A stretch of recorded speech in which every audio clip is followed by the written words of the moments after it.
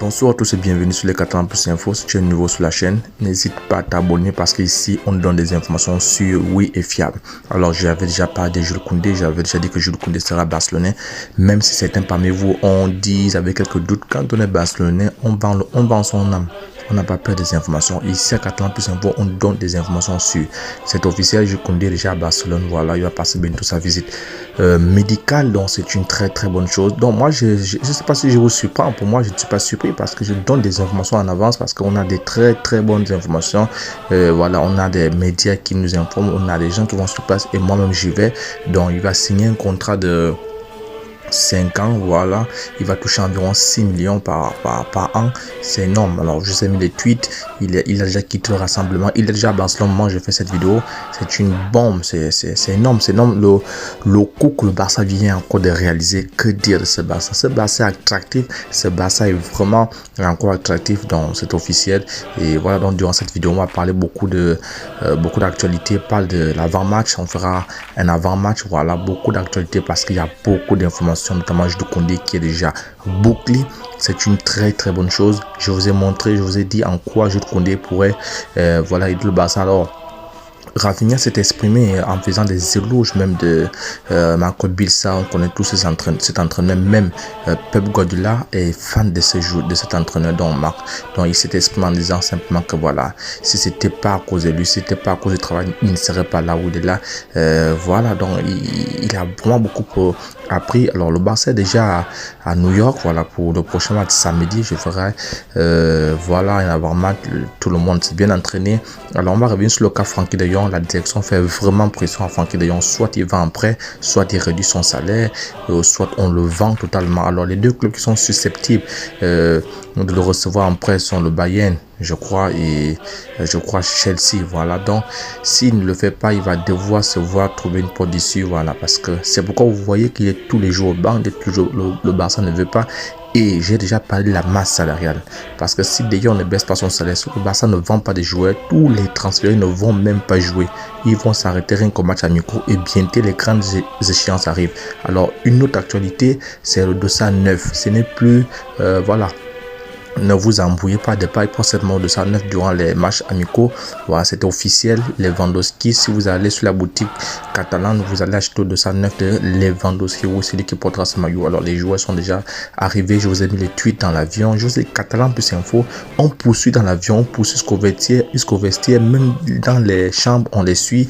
Voilà, là ils sont dans l'avion, là ils sont descendus à New York pour un autre match. On espère que là, voilà, on va se rapprocher un peu plus de l'équipe type parce que il y a le trophée Joan Camper qui va arriver contre la même équipe, la Juventus. Voilà, je crois que la Juventus sera encore plus rodée. Voilà, tout le monde est là.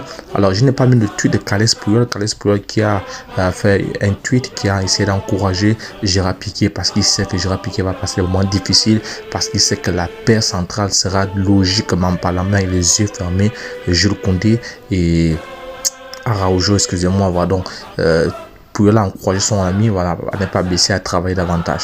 Donc ce sont des très belles images. Voilà, les joueurs sont arrivés. C'est important qu'on sache que les joueurs sont bien arrivés parce que voilà, ce sont aussi des humains.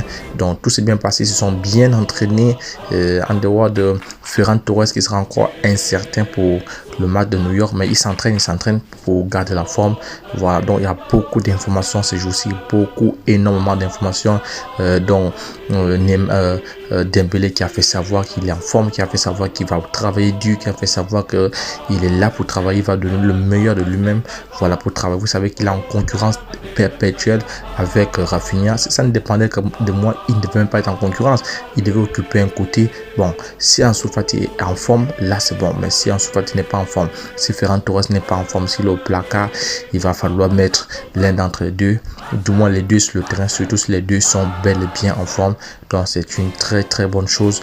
Voilà, toutes les équipes ont vu le Barça à cause de ce côté-là, parce que quand vous changez Rafinha par Dembélé, mais c'est le même profil, c'est vraiment encore une valeur ajoutée. Donc du coup tu as peur. C'est pourquoi c'est pas pour rien beaucoup des équipes sont placées voilà, sur les joueurs que le Barça voulait. Donc voilà un peu l'actualité Barça. Il y a d'autres informations, mais les plus importantes, c'est celle que je viens un peu de vous donner. Donc C'est officiel. Alors, une autre information, c'est que Chelsea a décidé de ne pas laisser partir Marco Alonso et Azpilicueta. Vous connaissez, donc on ne pose même plus la question. Alors, dites-moi en commentaire, est-ce que pour vous, le Barça peut s'arrêter là? Est-ce que c'est bon? Est-ce que ça va? Ou encore, il faut foncer? Parce qu'il y a un côté là qui est encore vraiment la merde, le côté droit. Et il faut attoper Azpilicueta. Pourquoi Marco Alonso? C'est pour venir titiller le type qu'on appelle Jordi Alba là. Si on ne prend pas Marco Alonso, Jordi Alba va penser qu'il est chez lui. Il va penser que c'est lui qui veut le petit déjeuner ici. Il va jouer comme il veut, quand il veut, comme il veut. On ne veut pas de ça. On ne veut même pas de ça. Il faut une concurrence de taille. Donc les médias anglais disent que Chelsea va prendre le risque, n'est-ce pas, de laisser partir les joueurs libres l'année prochaine, parce que si j'étais Chelsea, je ferais la même chose. Au vu de ce que le Barça nous a fait ces jours-ci, c'est la magie. Tous les joueurs qui ont été ciblés par Chelsea sont là à Barcelone. C'est horrible, c'est horrible. Donc, mais le Barça avance bien parce qu'il y a la pression du Barça, il y a le marketing du Barça, il y a la Porta qui est là, et je crois que Chelsea va céder. Tout le monde cède, ils ont commencé à céder. Vous avez tous cédé, vous avez tous vous n'avez encore rien vu, c'est la magie. Alors, si tu n'es pas encore abonné à Catalan Plus Info, vraiment n'hésite pas à le faire. Like, laisse un commentaire et réponds à cette question. Qu'est-ce que tu penses du marché de transfert du Barça? Est-ce que pour toi le Barça est déjà mieux armé? Est-ce que pour toi le Barça est la meilleure équipe de la Liga? Est-ce que pour toi cette équipe là peut jouer sur tous les tableaux? Alors si on s'attrape, on se dit à plus, ciao.